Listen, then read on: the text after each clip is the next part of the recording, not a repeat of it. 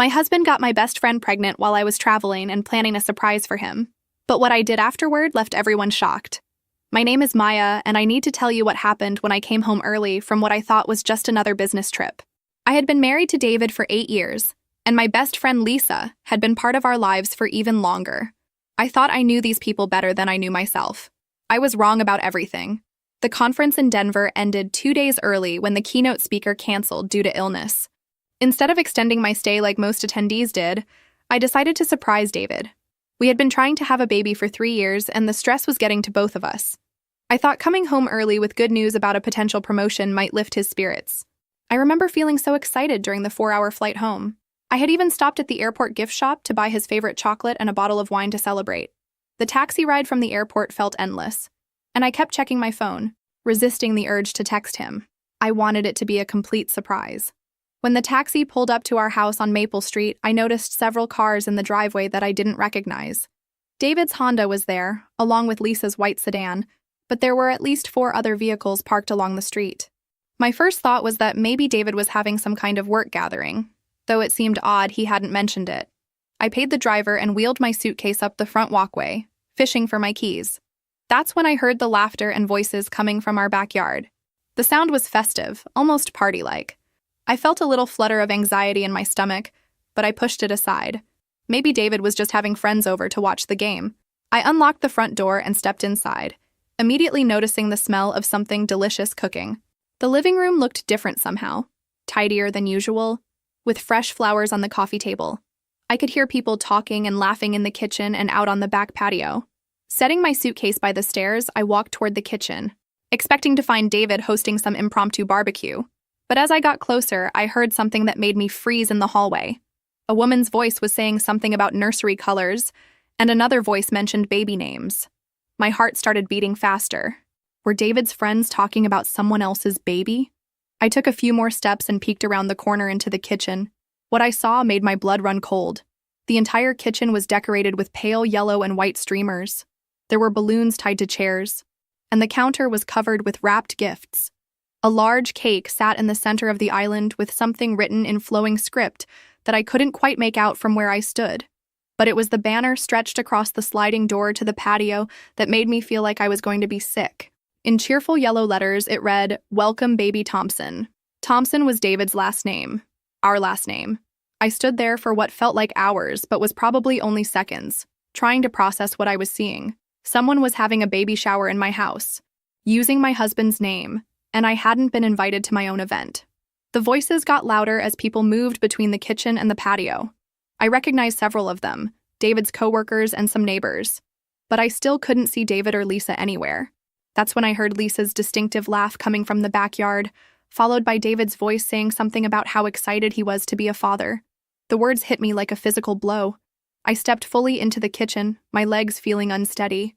The cake was now clearly visible, and I could read the inscription, "Congratulations, David and Lisa," surrounded by tiny yellow baby carriages. The wrapped gifts on the counter suddenly made sense. The decorations, the celebration, the joy in everyone's voices. They were celebrating David and Lisa having a baby together. My husband and my best friend were having a baby together, and they were celebrating it in my house while I was supposed to be 3 states away, completely unaware of what had been happening in my own life. I stood in my own kitchen like a stranger, staring at decorations celebrating my husband's betrayal. My hands were trembling as I gripped the granite counter, trying to steady myself. The reality of what I was seeing felt impossible to accept, but the evidence was everywhere. Taking a deep breath, I forced myself to walk toward the sliding door leading to the patio. I needed to see this with my own eyes, needed to confront the truth that was unfolding in my backyard. Through the glass, I could see about 20 people scattered around our patio and lawn. David was standing near the grill, wearing the apron I had bought him last Christmas, looking more animated and happy than I had seen him in months. He was gesturing excitedly while talking to my father-in-law and his brother. But it was Lisa who made me gasp out loud. She was sitting in one of our patio chairs, wearing a flowing yellow dress that did nothing to hide her very obviously pregnant belly. She had to be at least 6 months along, maybe more. Her hand rested protectively on her bump while she laughed at something someone had said. 6 months. That meant this had been going on for at least 9 months, possibly longer. All those business trips I had taken, all those late nights at the office when David said he was too tired to wait up for me. All those times Lisa had canceled our girls' nights because she wasn't feeling well. I watched as David walked over to Lisa and placed his hand on her belly, his face lighting up with a tenderness I hadn't seen from him in years. She looked up at him with such love and contentment, and he leaned down to kiss her forehead. The gesture was so intimate, so natural, that it was clear this wasn't new for them. My mother-in-law was there too, cooing over Lisa and holding what looked like tiny baby clothes. She had always complained that David and I were taking too long to give her grandchildren. Well, apparently she was getting her wish, just not from me. I noticed my own mother sitting at the patio table, laughing and chatting with the other guests like this was the most normal thing in the world.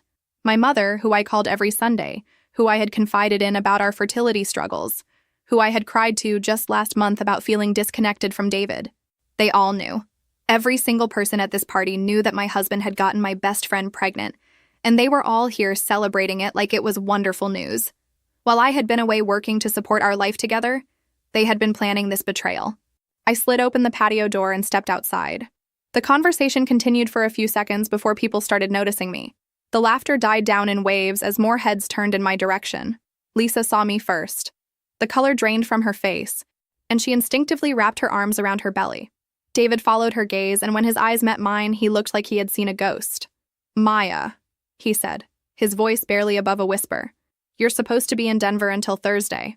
"Surprise," I said, my voice sounding strangely calm even to my own ears. The conference ended early. I thought I'd come home and surprise my husband. The entire party had gone silent now. 20 pairs of eyes were staring at me, and I could feel the tension crackling in the air. My mother started to stand up from her chair, her face filled with what looked like guilt and panic. "Sweetheart," she began, but I held up my hand to stop her. "No," I said, still looking directly at David. "I think I deserve an explanation. Right here. Right now in front of everyone who apparently knew about this except for me." Lisa struggled to stand up from her chair, her pregnant belly making the movement awkward. "Maya, please, let us explain." "Explain what exactly?" I asked, my voice getting stronger. "Explain how my husband got my best friend pregnant? Explain how you're 6 months along, which means this has been going on for almost a year? Explain how everyone I love and trust decided to celebrate this betrayal in my own backyard while I was away working?" David took a step toward me, his hands raised like he was approaching a wild animal. "Maya, please calm down. We can talk about this inside." "Calm down?" I laughed, but there was no humor in it. "I just came home to find a baby shower for my cheating husband and backstabbing best friend in my own house. And you want me to calm down?" I looked around at all the faces staring at me, these people who I had considered family and friends. "How long have you all known? How long have you been lying to my face and pretending everything was normal?" The silence stretched on for what felt like an eternity. I could see people exchanging glances, probably wondering who was going to be brave enough to answer my question first. It was my mother-in-law who finally spoke up. "Maya, dear, we wanted to tell you, but David thought it would be better to wait until you came home from your trip." "Wait for what exactly?" I asked, my voice rising. "Wait to tell me that my marriage is over? That my best friend has been sleeping with my husband? That I've been made a fool of for almost a year?" David stepped forward again. "Maya, it's not what you think. Lisa and I, we fell in love. It wasn't planned, it just happened. You're always traveling, always working. We were both lonely and—" "Don't you dare blame this on me," I interrupted, my composure finally cracking. "Don't you dare stand there holding your pregnant mistress and tell me this is my fault because I work hard to support our life." Lisa finally found her voice. "Maya, I'm so sorry. I never meant for it to happen this way. David and I, we tried to fight our feelings, but—" "How long?" I demanded, cutting her off. "I want to know exactly how long this has been going on." David and Lisa exchanged a look that told me everything I needed to know. It had been going on for much longer than I had initially thought. "Almost 2 years, David said quietly. The admission hit me like a punch to the gut. 2 years. That meant they had started their affair shortly after Lisa's divorce was finalized. All those times she had come crying to me about feeling lonely, all those double dates and family barbecues where they had sat across from each other pretending to be nothing more than friends. 2 years, I repeated, more to myself than to anyone else. 2 years of lies. 2 years of making me feel crazy for suspecting something was wrong. 2 years of birthday parties and holidays and anniversaries where you both looked me in the eye and pretended to care about me." My mother stood up from her chair. "Maya, honey, please try to understand. They didn't want to hurt you." I turned to look at her. This woman who had raised me, who I had trusted with my deepest fears and insecurities. You knew too, didn't you? When I called you crying last month because David seemed distant, you knew exactly why. When I told you I was worried our marriage was in trouble, you knew he was already planning a future with someone else. She couldn't meet my eyes. We all hoped they would come to their senses before it went too far. Too far? I laughed bitterly. She's pregnant, Mom. I'd say we're well past too far. I looked around at all the guilty faces surrounding me. You're all here celebrating. You're all happy about this. You've been planning this party, buying gifts, decorating my house, all while letting me believe I still had a marriage to save. Lisa was crying now, mascara running down her cheeks. Maya, please. I know you hate me right now, but I do love him, and he loves me. We want to be a family. A family, I repeated. Well, congratulations. I hope you'll be very happy together in the life you've built on the ruins of mine. David's brother, who had been silent until now, stepped forward. Maya, maybe you should take some time to cool off before you say things you'll regret. Regret? I turned on him. The only thing I regret is wasting 8 years of my life on a man who was capable of this level of betrayal. The only thing I regret is trusting people who were laughing behind my back while I worked 60-hour weeks to pay for this house, this life, everything we built together. David's face went pale. Maya, you don't mean that. Oh, I mean every word of it. I looked directly at Lisa. Tell me something, Lisa. When did you realize you were pregnant? And more importantly, when did you decide to plan this little celebration for today, knowing I was supposed to be out of town? Lisa's tears were coming harder now.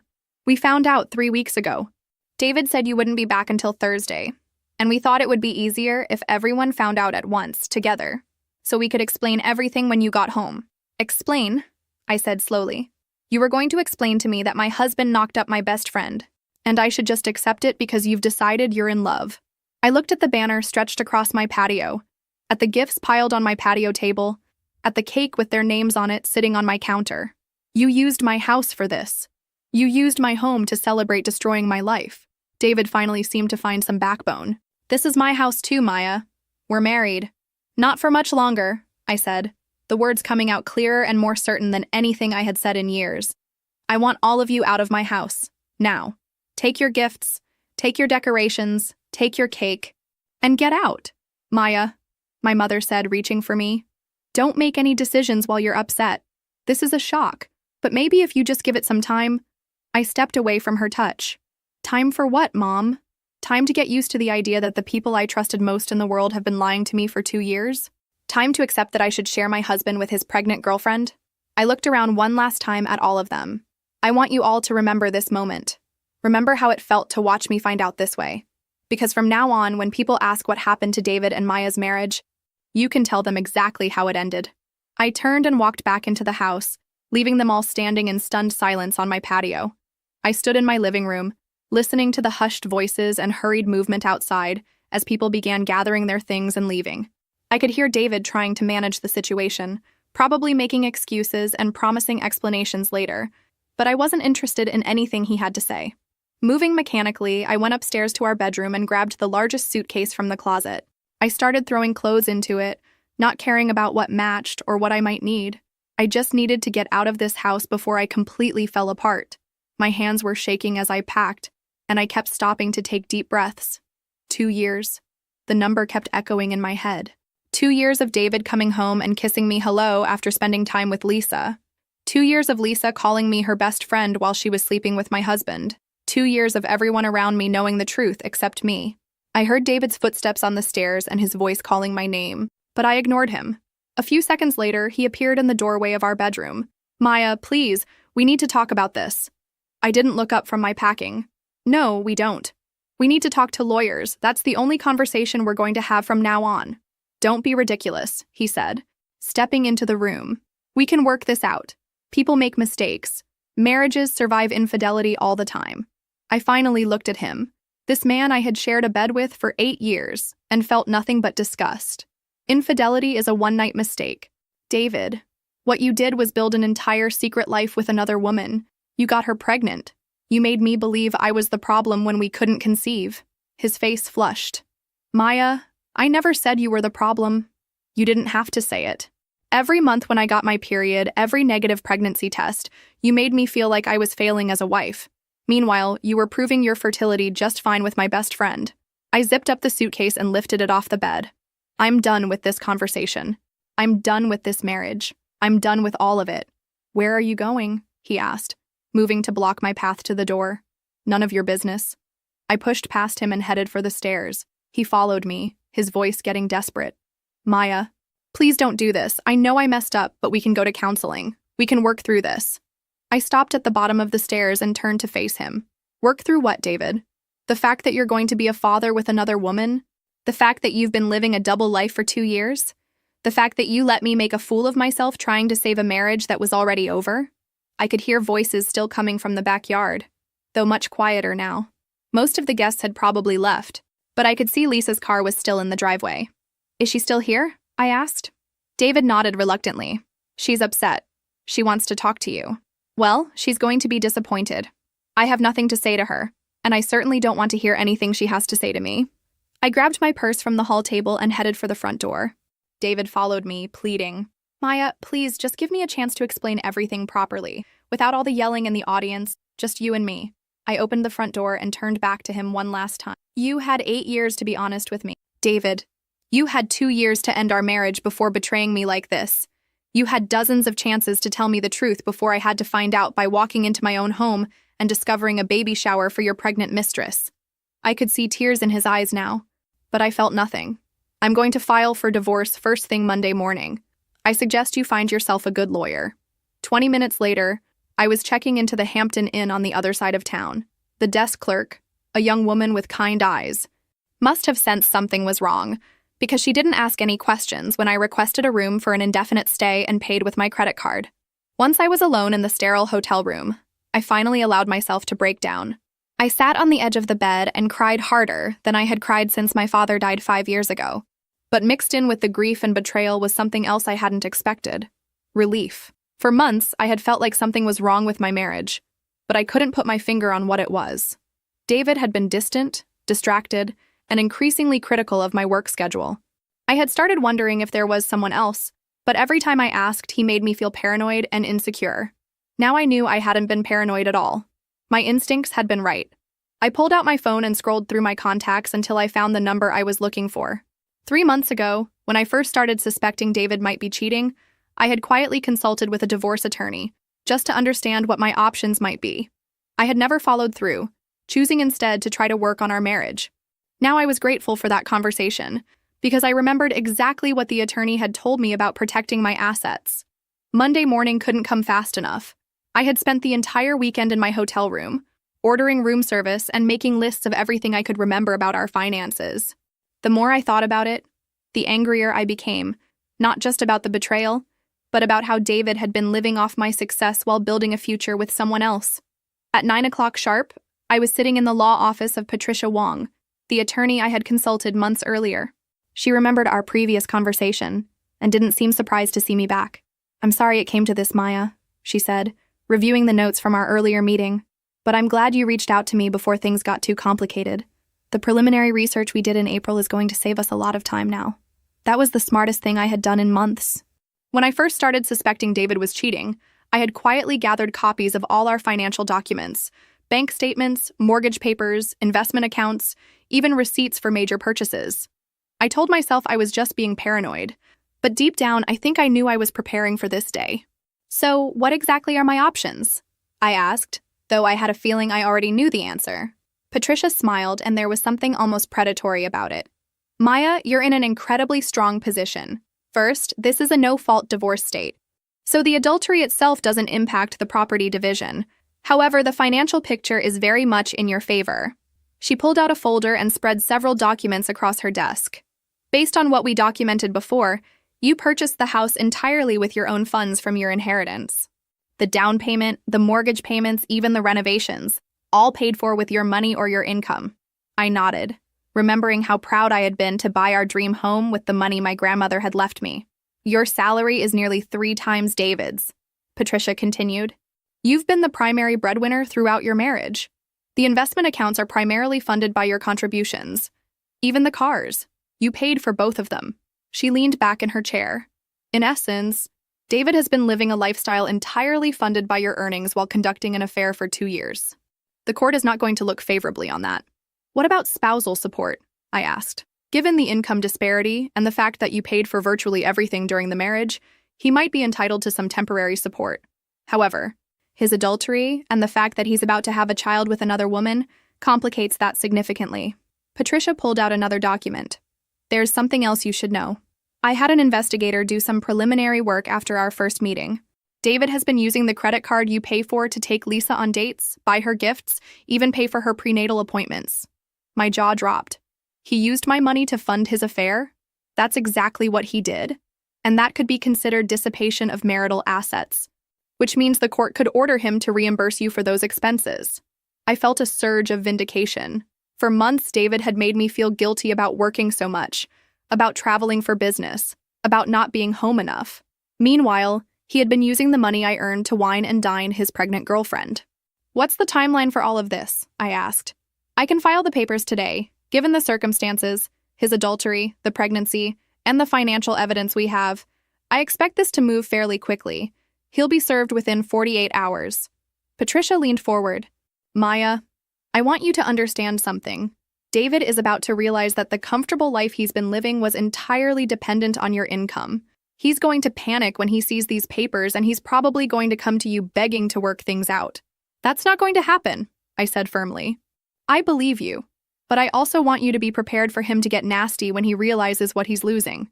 Men like David often become vindictive when their financial security is threatened. I thought about David's shocked face when I told him I was filing for divorce.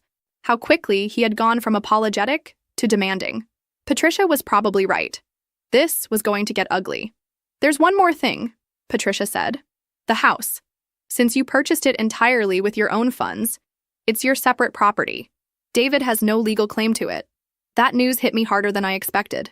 Our house, the place where I had planned to raise children with David, where I had hosted Christmas dinners and birthday parties. It was mine alone now. David would have to leave. How long does he have? I asked. Typically 30 days from when he's served, but given that he's already violated the trust of the marriage and used marital resources inappropriately, we might be able to expedite that. I signed all the necessary papers and wrote Patricia a check for her retainer fee. Walking out of her office, I felt lighter than I had in months. For the first time since Friday afternoon, I felt like I was in control of my own life again. David was served with the divorce papers on Wednesday afternoon while he was at work. I know this because he called me exactly 17 minutes later, and he sounded completely panicked. Maya, what the hell is this? He said when I answered the phone. You can't be serious about this divorce stuff. I'm completely serious, I replied calmly. I was sitting in my hotel room, feeling more at peace than I had felt in years. But Maya, we need to talk about this. You can't just throw away 8 years of marriage without even trying to work things out. David, you threw away 8 years of marriage when you started sleeping with my best friend 2 years ago. I'm just making it official. There was silence on the other end of the line, and then I heard him take a shaky breath. The papers say you want me out of the house in 30 days. Maya, that's not fair. That's my home too. Actually, it's not, I said, surprised by how calm I sounded. I bought that house with my grandmother's inheritance money. I've paid the mortgage, the insurance, the property taxes, all of it. According to the law, it's my separate property. That's not how marriage works, Maya. We built a life together in that house. You built a lie in that house, David. You brought Lisa into our home. Into our bed, probably. And you made a mockery of everything we had. It wasn't like that, he said, his voice getting desperate. Maya, I was lonely. You were traveling all the time, working constantly. Lisa was going through her divorce and she needed someone to talk to. It just happened gradually. I laughed, but there was no humor in it. So this is my fault because I worked hard to support our lifestyle? Because I traveled for the job that paid for your car, your clothes, your meals, everything you've had for the past 8 years? I never said it was your fault. You just did. David, you justified cheating on me by blaming me for working too much. I paused, letting that sink in. Tell me something. When you were comforting Lisa through her divorce, did you mention that you were married? Maya, please, did you tell her about the fertility treatments we were going through? Did you mention that your wife was spending thousands of dollars trying to get pregnant while you were already getting another woman pregnant? The silence stretched on for so long I thought he might have hung up. Maya, he finally said, his voice barely above a whisper. I know I screwed up. I know I hurt you. But I love you. I've always loved you. What happened with Lisa? It doesn't change that. You love me? I repeated. David, you used my credit card to pay for dates with your pregnant girlfriend. You used my money to buy gifts for the woman you were cheating on me with. That's not love. That's theft. I never meant for it to go this far, he said, starting to cry. I thought maybe Lisa and I would just remain friends. I never planned for her to get pregnant. But she did get pregnant. And you made the choice to continue the affair. You made the choice to lie to me every single day for 2 years. You made the choice to let me find out the way I did. David's voice became pleading. Maya, I'll end it with Lisa. I'll tell her it's over. We can go to counseling, we can work this out. Please don't throw our marriage away over one mistake. One mistake? I stood up from the hotel bed, my composure finally cracking. David, she's 6 months pregnant with your child. You can't just end it and pretend it never happened. You're going to be a father. I don't want to be a father with her, he said desperately. I want to be a father with you. We can try again. We can go back to the fertility clinic. The audacity of his suggestion left me speechless for a moment. You think I would want to have children with a man who cheated on me for 2 years? You think I would want to raise a child alongside the one you're having with my former best friend? Maya, please just think about this logically. We have history together. We have a life together. Lisa was just a mistake, a moment of weakness that got out of hand. No, David. Lisa was a choice. Every time you slept with her was a choice. Every lie you told me was a choice. Every day you let me believe our marriage was worth fighting for while you were building a future with someone else was a choice. I could hear him crying harder now, and part of me almost felt sorry for him. But then I remembered walking into my own house and seeing that banner celebrating their pregnancy. And any sympathy I might have felt disappeared. The papers say 30 days, David.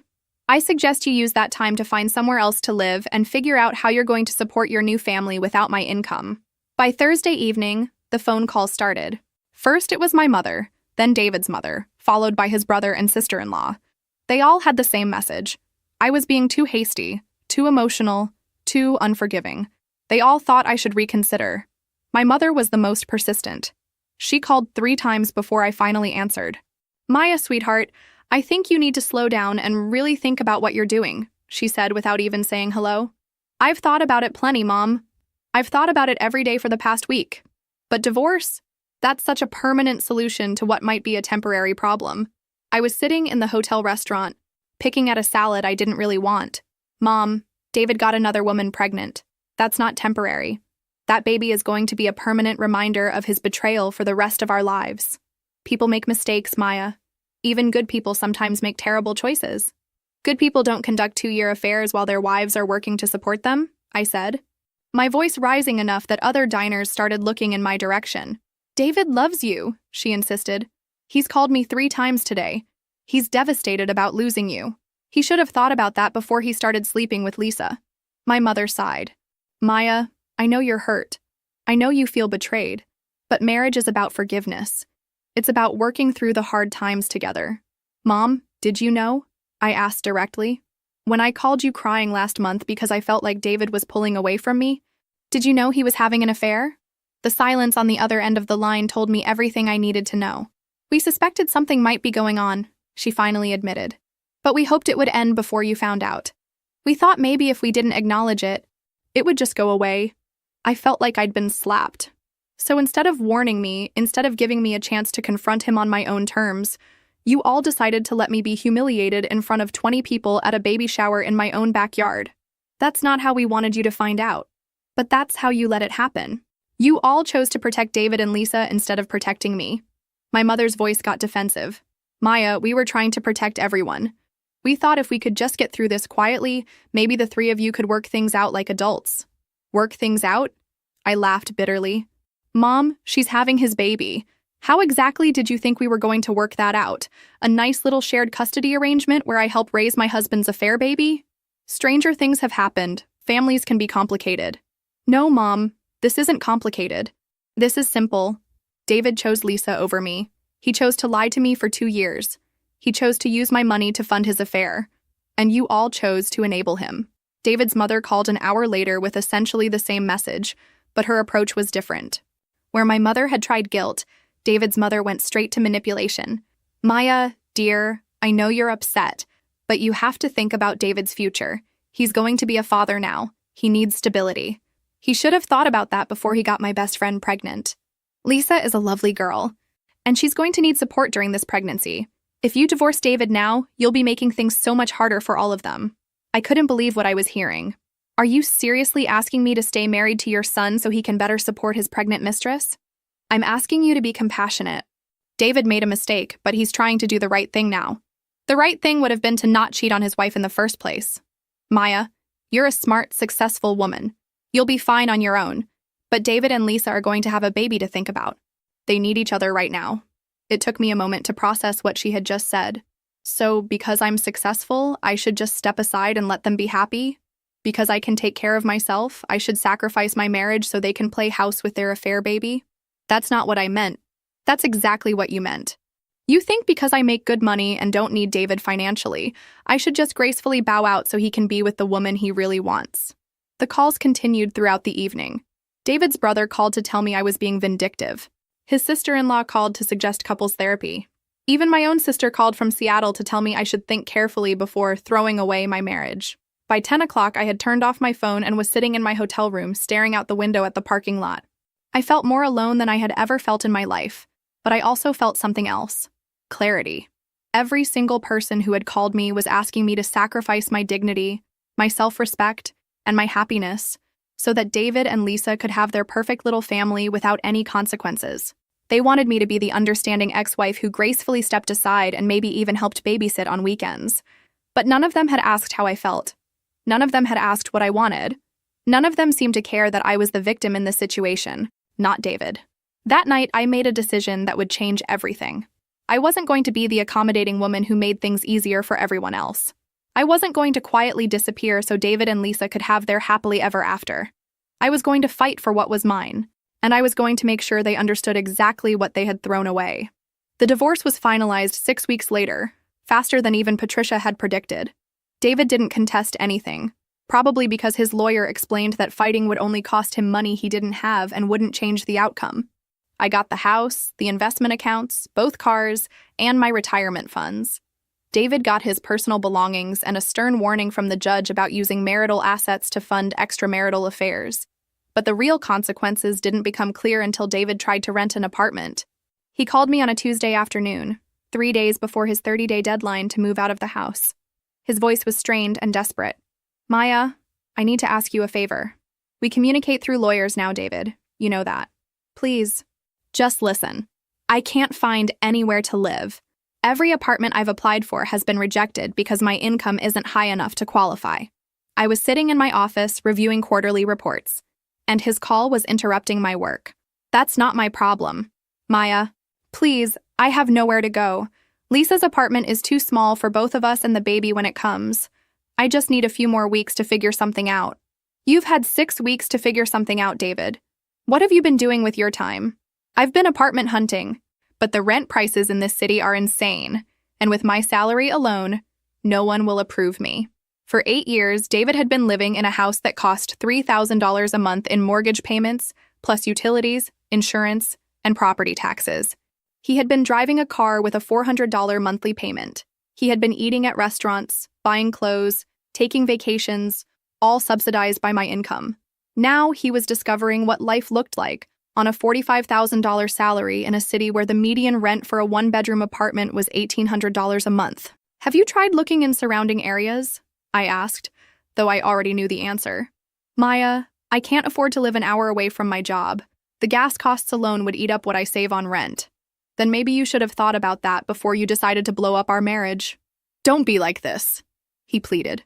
I know you hate me right now, but you're not a cruel person. I'm going to be homeless in 3 days. I felt a flash of the old sympathy, the instinct to fix his problems that had defined our entire marriage. But then I remembered walking into my house and seeing Lisa's pregnant belly, seeing my mother's guilty face, seeing all those people celebrating my humiliation. David, for 8 years I supported you. I paid for your car, your clothes, your meals, your entertainment. I paid for the roof over your head while you were sneaking around behind my back. The only reason you could afford to take Lisa on dates was because I was paying for everything else in your life. I know that, he said quietly. I know I took advantage of your generosity. It wasn't generosity, David. It was partnership. I thought we were building a life together.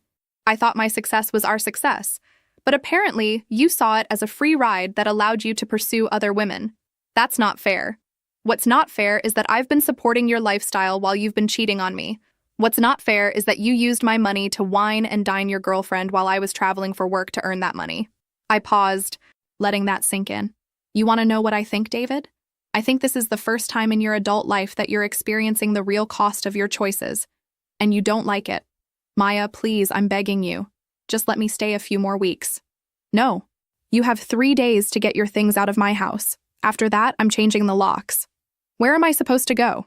I don't know, David. Maybe Lisa's parents have a couch you can sleep on.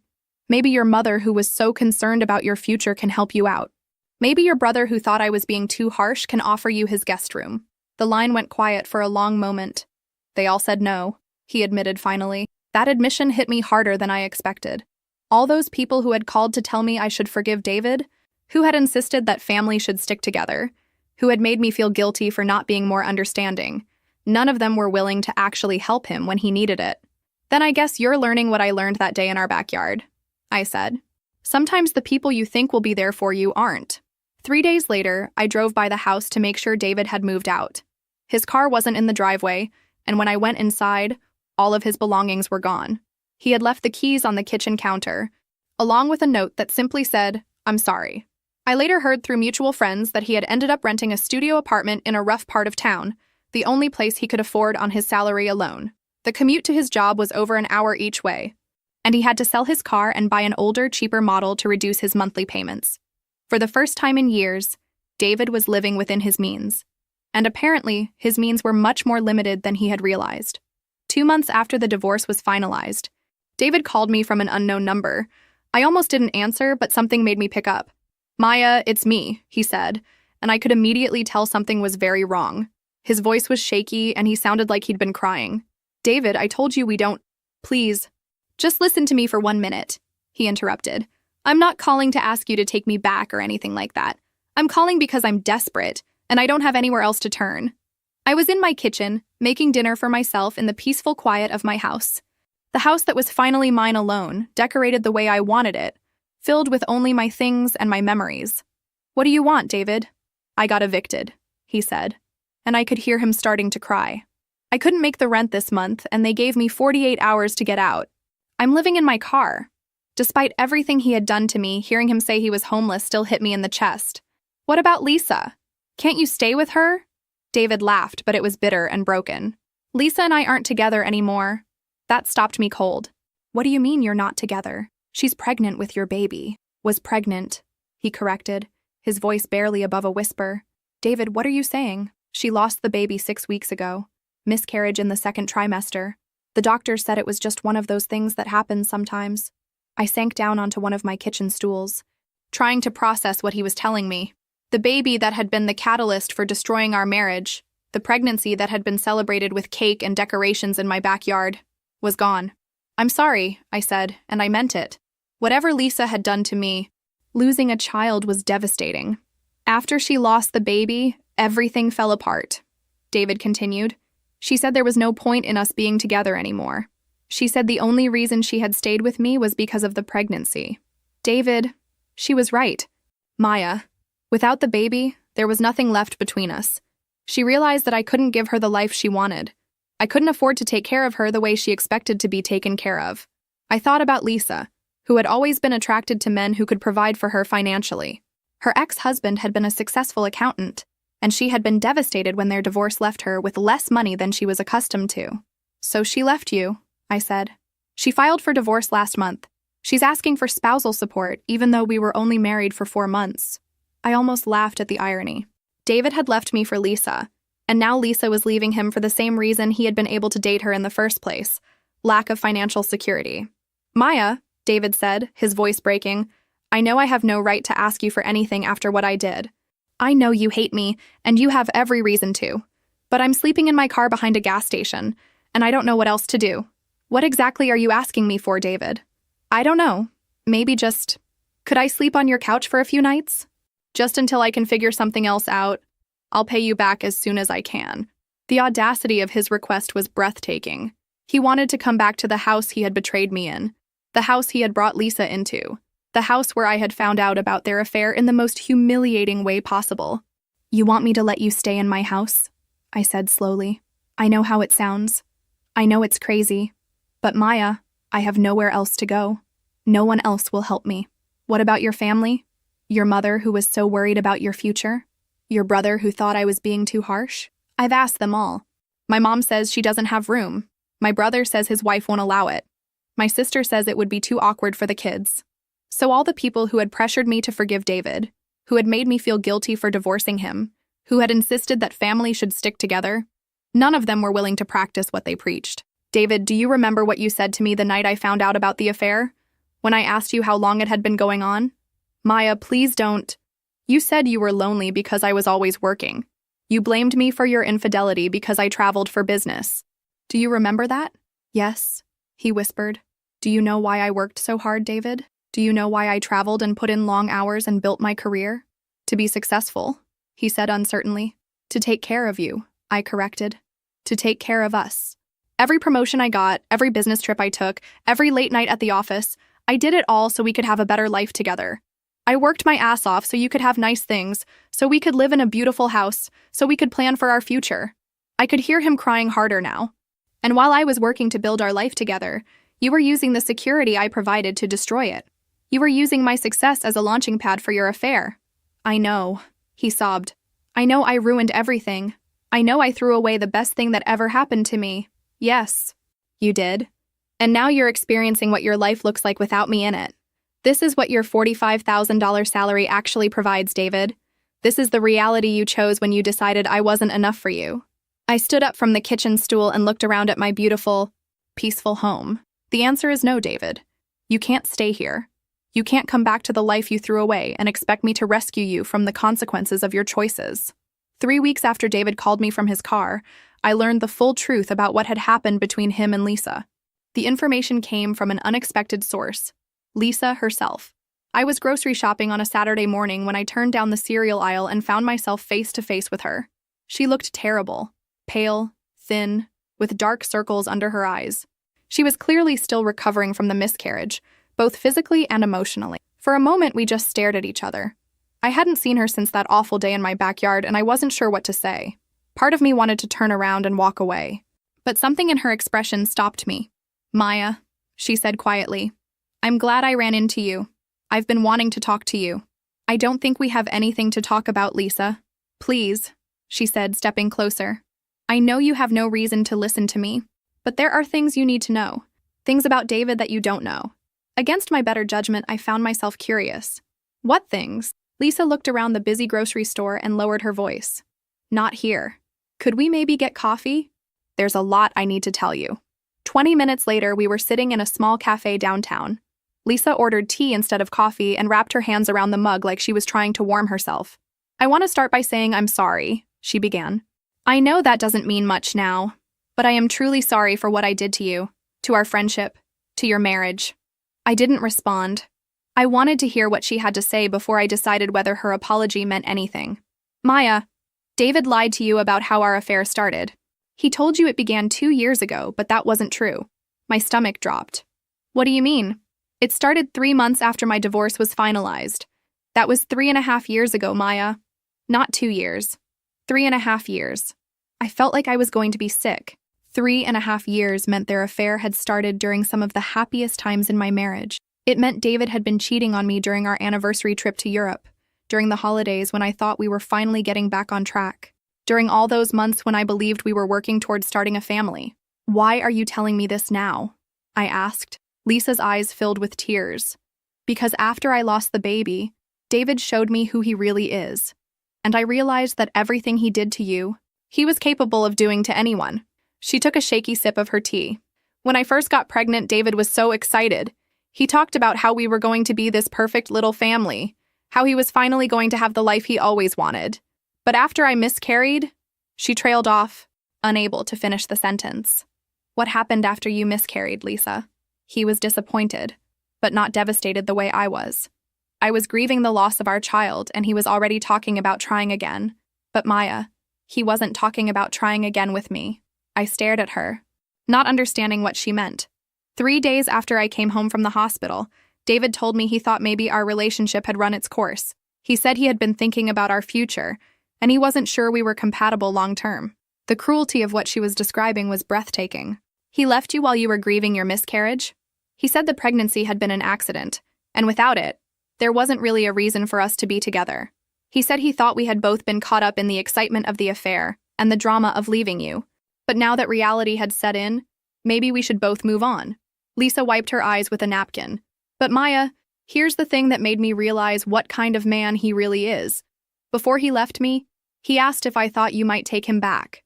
I felt my jaw drop open. He what? He wanted to know if I thought there was any chance you would forgive him and let him come home. He said he had made a mistake leaving you, and he wondered if maybe we could all just pretend the past few months never happened. I couldn't speak. The audacity, the sheer narcissism of thinking he could just flip back and forth between women based on what was most convenient for him, was mind-boggling. When I told him absolutely not, that you would never take him back after what he did, he got angry. He said I had ruined his life by getting pregnant in the first place. He said if I hadn't forced him to choose between us, he would still have his comfortable life with you. Lisa looked directly at me, her eyes filled with regret and something that looked like recognition. Maya, he blamed me for destroying his marriage. But the truth is, he destroyed it himself years before I ever got pregnant. He just used me as an excuse to finally leave. Why are you telling me all this now? I asked. Because when I divorced him, I asked for spousal support. And David told the judge that he couldn't afford to pay me anything because his ex-wife had taken him for everything he was worth in their divorce. I felt a flash of anger. He said what? He painted you as this vindictive woman who had destroyed him financially out of spite. He said you had kept assets that rightfully belonged to him just to punish him for falling in love with someone else. The lies were so outrageous I almost laughed. Lisa, I never took anything from David because there was nothing of his to take. Everything we had during our marriage, the house, the cars, the savings, it was all paid for with my money. I know that now, she said quietly. After the judge denied his request to reduce spousal support, I did some research. I found out about your inheritance, about your salary, about how you had supported him throughout your entire marriage. Lisa leaned forward across the table. Maya, David is not the man either of us thought he was. He's not capable of truly loving anyone except himself. Everything he does is calculated to benefit him, and when it stops benefiting him, he moves on. I thought about David calling me from his car, begging me to let him sleep on my couch, telling me he had nowhere else to turn. Even then, even in his desperation, he had been looking for a way to use me. What are you going to do now? I asked Lisa. I'm moving back home to live with my parents while I get back on my feet. I start a new job next month. She paused. Maya, I know I have no right to ask this, but I hope someday you can forgive me. Not for David's sake, but for your own. Carrying all this anger isn't going to hurt him. He's already moved on to whatever scheme he's planning next. It's only going to hurt you. As I drove home from the cafe, I realized Lisa was right about one thing. David had already moved on. He wasn't sitting somewhere mourning the loss of our marriage or the life we had built together. He was probably already looking for his next target, his next source of financial security and emotional validation. But I wasn't angry anymore. For the first time since that awful day in my backyard, I felt truly free. 6 months after my conversation with Lisa, I saw David one last time. I was having dinner with a colleague at a restaurant downtown when I spotted him sitting alone at the bar. He looked completely different from the man I had been married to. Thinner, older, with a defeated posture that made him seem smaller than I remembered. I almost didn't approach him, but something made me get up from my table and walk over. Maybe I needed closure, or maybe I was just curious to see how he was doing. Hello, David, I said, taking the empty bar stool next to him. He looked up from his drink, whiskey, neat, which he had never drunk during our marriage, and his face went through a series of emotions. Surprise, shame, hope, and finally resignation. Maya, he said quietly, I didn't expect to see you here. I was having dinner with a client. I saw you sitting here alone and thought I'd say hello. He gestured to his drink. Not exactly the kind of place I used to frequent, is it? I looked around. It was a decent enough restaurant, but definitely not the upscale establishments we used to go to when I was paying. How are you doing, David? He laughed, but there was no humor in it. How do you think I'm doing? I'm 42 years old, living in a studio apartment that smells like mold, driving a car that's older than my nephew. I spend my weekends at the laundromat because I can't afford a washer and dryer. I heard about the miscarriage, I said carefully. I'm sorry about that. David's face hardened. Are you? Are you really sorry? Or are you just being polite? I'm sorry about the loss of a child, yes. Whatever else happened between us, that's a tragedy. Lisa told me she ran into you. She said you two had coffee. We did. She also told me she told you some things. About when our affair actually started. I nodded, not trusting my voice to remain steady. David drained his whiskey and signaled the bartender for another. I suppose she painted me as some kind of monster. She told me the truth, David. Something you never did. The truth, he repeated bitterly. The truth is that I was stupid. The truth is that I had everything I could ever want, and I threw it away because I thought I deserved more. He looked at me directly for the first time since I sat down. The truth is that every day for the past 8 months, I've regretted what I did to you. Not just because my life is shit now, but because you didn't deserve what I put you through. No, I didn't. You were a good wife, Maya. You were generous and hardworking and loyal. You supported my dreams even when they didn't make financial sense. You made me feel like I was successful even when I was contributing almost nothing to our life together. His new drink arrived and he stared into it instead of drinking. And I repaid all of that by cheating on you for 3.5 years. I repaid your loyalty by humiliating you in front of everyone we knew. Why? David, I've never understood why. What was I not giving you that made you think you needed to look elsewhere? He was quiet for so long I thought he wasn't going to answer. You want to know the truth? He finally said. You weren't doing anything wrong. You were perfect. That was the problem. I frowned, not understanding what he meant. Maya, you made more money than me. You were more successful than me. You were smarter than me. Every day I lived with the knowledge that you could do better than me. Every day I waited for you to realize that you had settled. David, that's ridiculous. I loved you. I know you did. And I couldn't handle it. I couldn't handle being the lucky one in the relationship. So I sabotaged it before you could leave me for someone more worthy of you. The admission hung between us like a physical presence. Lisa made me feel like I was the catch, he continued. She was impressed by the house, by the cars, by the lifestyle. She didn't know it was all because of your money. To her, I looked successful. So you destroyed our marriage to protect your ego. I destroyed our marriage because I'm a coward, he corrected. I was too insecure to appreciate what I had and too selfish to just be grateful for it. David finally took a sip of his drink. And now I'm sitting in a chain restaurant at 9 o'clock on a Saturday night, drinking alone because I can't afford to go anywhere nicer. And the woman I cheated with won't return my phone calls because I can't support her the way she expected. Lisa isn't taking your calls? She blocked my number 3 weeks ago. Apparently she's dating her new boss now, someone who can actually afford to take her to nice restaurants. The irony was almost too perfect. David had cheated on me with Lisa. Lisa had left him when he couldn't provide for her. And now she was with someone else who could give her the lifestyle she wanted. Do you see the pattern, David? I asked gently. He looked at me with tired eyes. What pattern? You left me for Lisa because you thought she would make you feel better about yourself. Lisa left you for her boss because he can give her what she wants. None of it was about love. It was all about what each person thought they could get from the other. David finished his drink and set the glass down on the bar with a decisive thud. Maya, I know this is going to sound crazy, and I know you have every right to laugh in my face, but I have to ask, is there any chance at all, that you might consider giving us another try? I stared at him in amazement. After everything that had happened, after all the pain and betrayal and humiliation, he was still thinking there might be a way back. David, are you serious right now? I know I fucked up. I know I don't deserve another chance. But Maya, we had 8 good years before I ruined everything. We could have that again. No, we couldn't. Why not? I've learned my lesson. I know what I lost now. I stood up from the bar stool and looked down at this man who had once been my husband, who I had once planned to grow old with, who I had once thought I knew better than I knew myself. David, you haven't learned anything. Even now, sitting here telling me how much you regret what you did, you're still trying to use me. You don't want me back because you love me. You want me back because your life is hard now, and you remember how easy it was when I was taking care of everything. I picked up my purse and started to walk away, then turned back. I hope you figure out how to be happy with your own life, David. But that's not my responsibility anymore. That conversation with David was 2 years ago. I'm telling you this story now because I want you to understand that sometimes the worst thing that happens to you turns out to be the best thing that could have happened.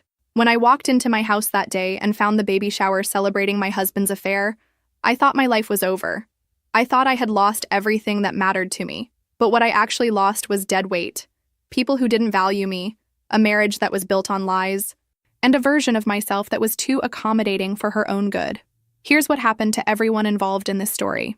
David never recovered financially from our divorce. The last I heard, he was still living in that studio apartment, still struggling to make ends meet on his salary alone. He dated a few women over the past couple of years, but none of the relationships lasted more than a few months. Apparently, when you can't offer the lifestyle that my income had provided, you have to rely on your personality to attract people. David discovered his wasn't as charming as he thought. Lisa moved back in with her parents after our coffee conversation and eventually started dating her boss, just as David had told me. But that relationship ended when she got pregnant again, and her boss made it clear he wasn't interested in being a father. She's now a single mother working part-time and living with her parents with her 1-year-old daughter. I heard she's been trying to contact David, looking for financial support, but he's made it clear he has nothing to offer her. My family, the people who pressured me to forgive David and work things out, learned what it means to choose sides. I cut contact with my mother for 8 months after the divorce. When she finally apologized for not supporting me, we began to slowly rebuild our relationship. But it's different now. I trust her less, and she knows it. David's family, who had made me feel guilty for not being more understanding, never reached out to apologize. That told me everything I needed to know about their character. As for me, I'm living my best life, and I mean that sincerely. I got promoted to regional director 6 months after the divorce was final. My work performance actually improved once I wasn't carrying the stress of David's betrayal and the dying marriage. I make even more money now, but it's all mine to spend and invest as I choose. I renovated the house completely, erasing every trace of the life David and I had shared. I turned his old office into a reading room with floor-to-ceiling bookshelves. I redecorated our former bedroom in colors he hated but I loved. I planted a garden in the backyard where that awful baby shower had taken place, literally covering the scene of my humiliation with something beautiful that I created. I started traveling for pleasure instead of just for work. I've been to Italy, Greece, Japan, and New Zealand in the past 2 years. I eat at expensive restaurants without worrying about the cost. I buy clothes I love without asking anyone's opinion. I make decisions based solely on what makes me happy. And yes, I'm dating again. His name is Marcus, and he's a doctor I met at a medical conference where I was presenting. He's financially independent, emotionally mature, and incapable of the kind of deception David specialized in. More importantly, he's with me because he genuinely enjoys my company, not because he needs me to subsidize his lifestyle. The most surprising thing about this whole experience is how much stronger I became. For years, I had defined myself partly through my marriage, partly through being the person everyone could depend on to fix their problems. When David betrayed me and my family failed to support me, I learned that I didn't need any of them to be whole. I learned that being alone is infinitely better than being with someone who doesn't value you. I learned that people who truly love you don't ask you to accept betrayal for their convenience. I learned that walking away from toxicity, even when it's difficult, is always the right choice. David texted me on what would have been our 10th wedding anniversary last month.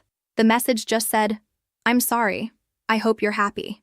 I read it, felt nothing, and deleted it without responding. His apology didn't matter to me anymore because I had already moved on completely.